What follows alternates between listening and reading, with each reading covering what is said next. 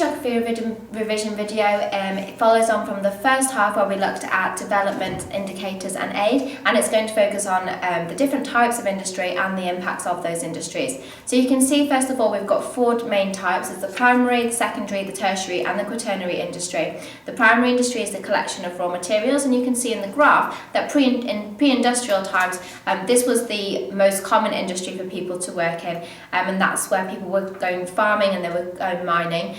This has decreased as we move into the industrial phase because less people are needed to work on farms and in mines because we've got an increase in technology, so the technology is able to do that and we need less manual labour. The secondary industry has increased because of that technology that's been introduced. We've got more machinery, so people are able to work in factories using the machines.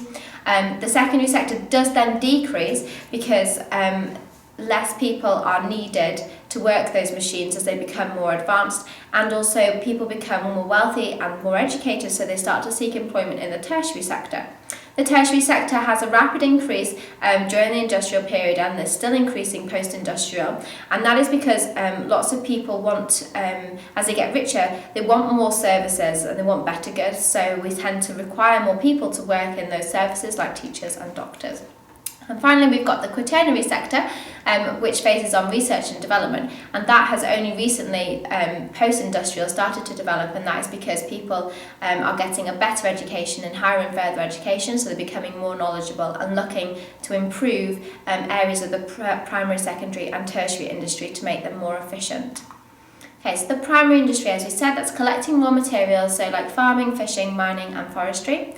In order for the primary industry to exist, so what do we need for its location? We're going to need a lot of raw materials. It can't exist if there aren't more raw materials. We're going to need a suitable climate, particularly for farming and forestry, so that there are crops that are able to grow there. We're going to need good quality soil, so we might also say fertile soil. We're going to need a lot of cheap land, as we need quite a large open space for farming and mining. And we're going to require good transport links, because once you've collected the raw materials, you're going to need to be able to transport them to the secondary industry where we're going to manufacture them. There are quite a few impacts of the primary industry. So if we're mining, we're going to be destroying really large areas of land, so it's going to affect some habitats, so it could lead to extinction of some habitats. And if we're fishing, sometimes the boats can lead to oil spills, which means that we're going to affect habitats in the sea, marine life, and it can also mean that we are going to be collecting too many fish, which could lead to depletion in some of our fish resources. Secondary industry then is manufacturing, so it's turning a product into something else, like car manufacturing, furniture or textiles, which is clothing. In order for that to exist, we're going to need to be near to lots of raw materials, because if the raw materials aren't there, there's nothing to manufacture. We're going to need plenty of flat land to build all of the factories, and we're going to need lots and lots of workers to be able to work in the factories. We're also going to need good transport routes for two reasons. Firstly, we're going to need to be able to get the raw materials in, but we're also then going to need to be able to export those materials in order to be sold in the tertiary sector. There are some quite serious impacts of the secondary industry. We get land, air and water pollution. So for example, if we're getting sulphur emissions from factories, we can cause acid rain, which will have health impacts and also on habitats. Habitats can be destroyed if we're building on greenfield land in the countryside. It's much better for us to be able to build on brownfield land, which is being reused. And also factories use a lot of energy with their lighting and their machines, which can also mean we're using more fossil fuels, which will contribute towards global warming and climate change. The tertiary industry is when we're providing a service, so for example teachers, nurses, transport officers and the police force, they're all providing a service for a community, so they work in the tertiary sector. Factors that affect where it's located, you're going to need really nice green open spaces, so you've got a pleasant environment. Remember that these people are going to be highly educated, they're going to want to be able to work in a place that is nice. They're going to need good transport links for all those people to be able to get there, and for the people who need the service to be able to get there as well. You're going to need a skilled and educated workforce. It's no use being a teacher if you haven't been to school yourself, as you won't be able to teach. You're going to need local people to support the workforce. So you're going to need lots of people who need and require that service. The impacts are, again, we're going to use a lot of energy because we're going to be using computers, whiteboards, cars. That means that we're going to be burning lots of fossil fuels and contributing towards global warming. And we're also going to use a lot of resources like paper, which means we're going to be possibly contributing towards deforestation. The Quaternary Industry is research and development of new products using high technology, so such as electronics in the IT industry, biomedical research. The factors that we need for the Quaternary Industry, again, is lots of green open spaces, a very highly educated workforce that are going to want to work in a pleasant environment. They need to be near to similar businesses, so you often find that Quaternary research, they tend to collect all together.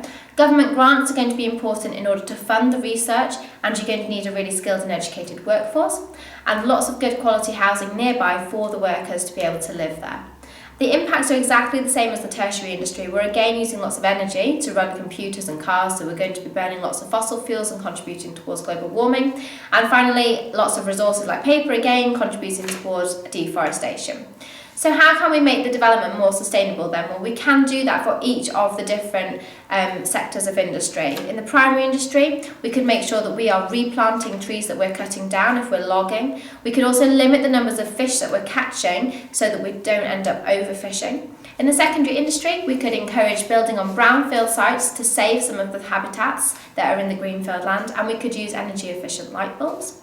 And in the tertiary and quaternary industries, we could turn off the computers instead of leaving them on standby, and we could use more efficient vehicles like hybrid vehicles or public transport in order to reduce our fossil fuel use, as a private car is going to be contributing the most towards global warming. Okay, so climate change then. So these are moving on more towards the impacts of these different sectors of industry. Climate change is simply a change in the weather over a long period of time, and global warming is the increase in global temperature that's occurred over the last century. So you can see in the cartoon that you've got a man who's supposed to be in a factory creating loads of CO2 emissions, and the Earth is in a greenhouse and it's getting warmer and warmer. It's to show the greenhouse effect.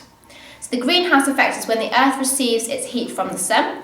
Some of this is reflected straight away, and some of it is absorbed into the atmosphere and into the Earth. So we get like a blanket around the Earth. So the gases in the atmosphere, like carbon dioxide and methane, they act like the blanket and they trap the heat to keep the Earth at the correct temperature. If we didn't have any of it, then it would be too cold for life on Earth. However, human activity like forestry, manufacturing and driving is increasing the amount of CO2 emissions that are going into the atmosphere. So the blanket around the Earth is getting thicker and thicker, which means that quite a lot of the heat is not able to escape anymore. If that happens, the heat is being trapped inside the Earth, and the Earth, naturally like a greenhouse, will just become warmer and warmer.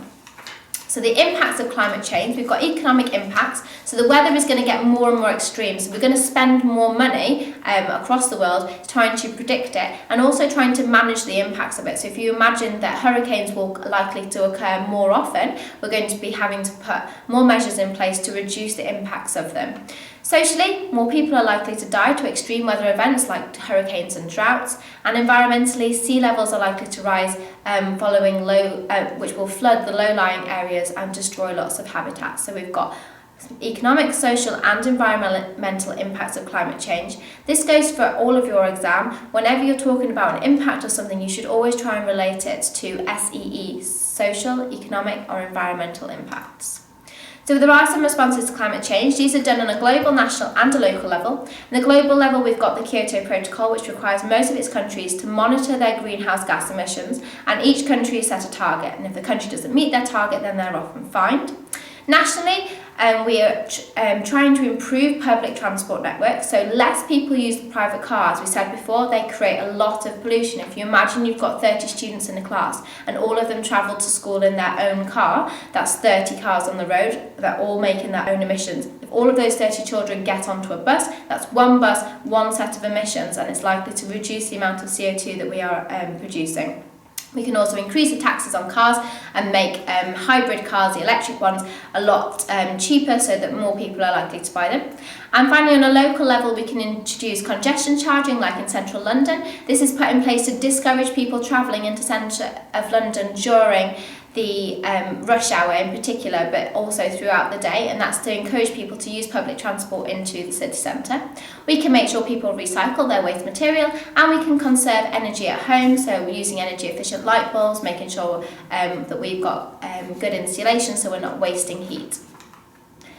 Finally, globalisation. This is the process where countries become more integrated and more interconnected. So it's happened because we've got improvements in technology and ICT, so people are able to email across the world very quickly and easily. We've got more transport, people to travel to different countries, so increased trade, and we've got multinational companies which generally have their headquarters in an MEDC, and they have lots of factories in LEDCs and NICs, and they produce their products in different countries to where they are sold. There are a number of impacts of globalisation. Firstly, we've got economic. That means less jobs in the secondary sector in MEDCs because all the work is being sent to LEDCs and NICs. So although there are many jobs in the tertiary and quaternary sector, it's increased the gap between rich and poor because those people who don't have the high literacy rates to be able to work in the tertiary and quaternary sectors, they are unable to get jobs in the secondary sector in a lot of MEDCs. Environmentally, we've got more carbon emissions from transporting goods right across the world instead of around the corner, and we've got more waste as people can buy cheaper products, which means they tend to throw things away and buy again. Finally, we've got socially, there's more jobs and money which can be used to improve infrastructure and services. Okay, that's the end of this revision video. Good luck!